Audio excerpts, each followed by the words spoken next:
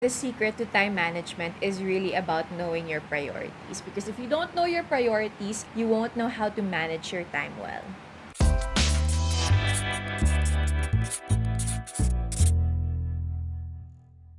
Welcome back to the channel. My name is Joyce Pring.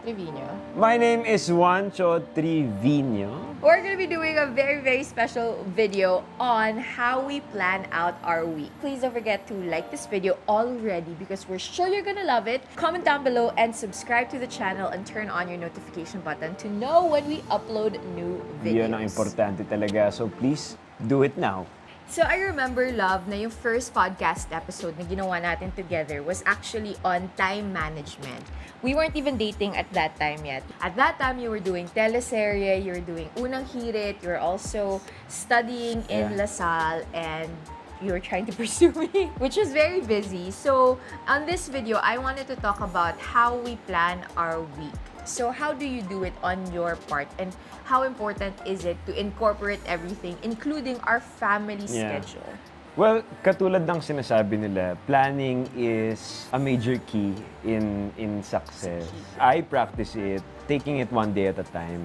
I just map out the week and how it looks like. Like, for today, I'll be shooting for this show. And for the next day, I'll be focusing on my businesses. And rest day, Wednesday. So time blocking method kami and day blocking method.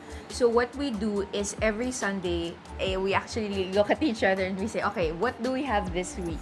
So naka-block out na yung mga certain things that we have to for sure do throughout the week. And then, ang napapansin ko rin sa amin, every night naman, before our day starts the next day, nakasulat na rin yung schedule namin. So minsan, ang ginagawa ni Juancho para align kami, kahit di kami magkasama sa trabaho, isasend niya sa akin yung buong schedule niya para alam ko kung anong oras siya alis ng bahay, anong oras siya dadating, and what he will be up to. So that's how we do it.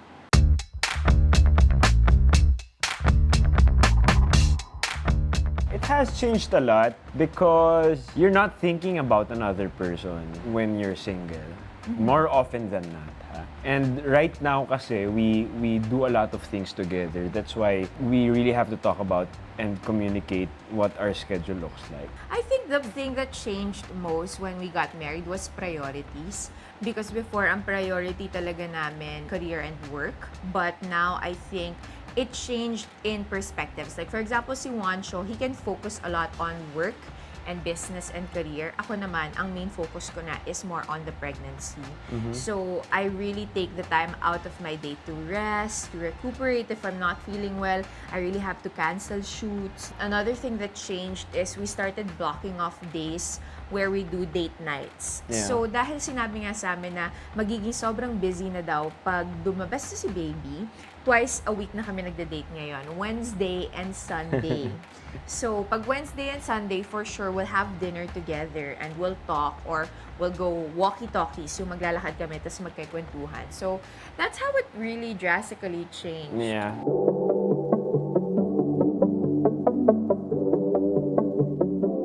Weekly constants, of course. So, what I would advise everyone, yung mga weekly constants nyo are things that you want to build as habits or foundation of your work, your personal life, etc., etc. So, for example, ang weekly constant namin ay, on Sundays, we attend church by watching the church service. And then, constant din namin yung ano ba yung mga work stuff that we have to constantly shoot for. There's Bangon Bayani, there's Joyce Pring TV, there's Kumu, diba? Podcast. There's the podcast. So, we have to block every week. Lagi ako may recording ng podcast, may recording ng JPTV, may Kumu, ganyan. So, same din with Juancho, right, love? Yeah, and we try not to overwork Joyce kasi syempre ayaw naman natin siya ma-stress. So, nakakalat siya throughout the week. On my end naman, it's more on business, exercising. Okay, love. So ngayon naman, everybody's busy, right? Or we can tend to be busy but not productive. So ano naman yung advice mo to everyone out there who is already having their family but is young and is starting to be in their building phase of their life where kailangan busy din sa work? Paano mo sineschedule lahat yung mga bagay na yun? If you're starting a family already, obviously your priorities have to be God, your wife, your children, work, and then other people. If there are urgent things that you need to attend to with work, obviously you can compromise naman with your wife. You can reschedule or put it a little bit earlier. I think our advice for you will be to really write down your priorities. Okay, so ano ba yung mga important things in your life that you want to invest your time in? Like what you said, God, spouse, children, work, and then other stuff, right? So write those things down. Tapos, ilagay nyo rin yung urgent or not urgent. So, kailangan malaman mo yung mga bagay na urgent at important or not urgent but important, yun muna yung gagawin mo. Tapos, the rest falls under everything else. I think just by knowing these things will help you figure out how to block your week. Kasi at the end of the day, it's okay for you to have a lot of responsibilities, like for example, responsibilities with your family and with your work, and still want to have your social life and a balanced life na nakakapag F1 drive to survive pa rin kami. Pero kailangan lang talaga na mas schedule nyo yung mga bagay-bagay na yun. Juancho does a lot of to-do lists. I do a lot of schedules on my Google Calendar. So, you have to have a to-do list and to-don't list. Meaning, kung meron ka to-do list for work and family, meron ka din dapat na to-don't. So, for example, I shouldn't be binging on Netflix. I shouldn't be oversleeping on this day because it's busy, etc., etc.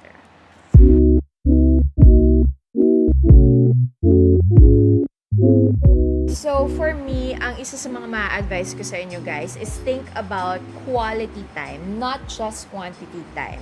So, we have accepted, kami ni Juancho, that we're still young. We're both 28 years old and we're at that point in our lives na sobrang busy sa work at sobrang busy sa family. So, we got married, now we're pregnant, we're expecting our first child, but at the same time, we also have a lot of work. So, what we do is we maximize the time that we do have together and we block off time na especially for us. That's why date nights are so important. We don't spend the whole day together, pero yung 1 to 2 hours na yun na nagkakwentuhan kami, we really get to catch up and communicate. Importante din to keep an open communication line with the parties involved, like your spouse or your children. Ask them, di ba, if there are urgent things that you have to do, attend to that first. And then talk to them. You reassure them that, syempre, you still prioritize them and bumawi ka na lang. At di ba, parang just like what she said, we're in the building phase of our careers. So there are a lot of things that we need to tend to. And it's really a challenge to be time managing, lalo na kapag nandito ka nasa height ka ng career mo. That's why the secret to time management is really about knowing your priorities. Because if you don't know your priorities, you won't know how to manage your time well. Ginawa natin with our social media accounts, we set time boundaries and just mapping out what the things that you need to do. Going back to our first point, as long as alam mo na may schedule ka throughout the day and there are tasks that you have to do, you will rarely get distracted. Or depende na rin sa tao, I guess. I think that's just you. Oh, okay, so that's me. That was very helpful, which is social media is a huge distraction for a lot of people. So Juancho has timed it. So he won't use his phone from 7 p.m. till 9 a.m. the next day. So naka-off na yung social media at that time. And I think that's a really smart way of going about it. But one thing that I would recommend for you guys is to schedule your distractions. What does that mean? It means scheduling, for example, okay, etong 1 hour na to, dyan ko ilalagay lahat ng distractions ko. Maglalaro ako ng PS4, matutulog ako, manonood ako ng Netflix. That's how we stay sane. Because I think we are talking constantly about productivity and being busy.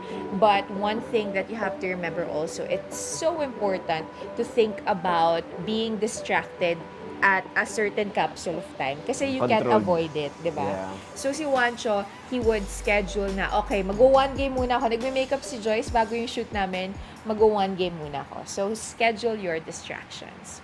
And that's it for this video. Thank you guys for watching up until this point. Yes, sana na-enjoy nyo ang aming mga time management tips and hopefully it's something that encourages you today if you are trying to juggle a lot of things in your life. We'll see you again on the next video here on JPTV. Don't forget to like, subscribe, and turn on the notifications button. And if you want more content like this, please do let us know in the comment section below.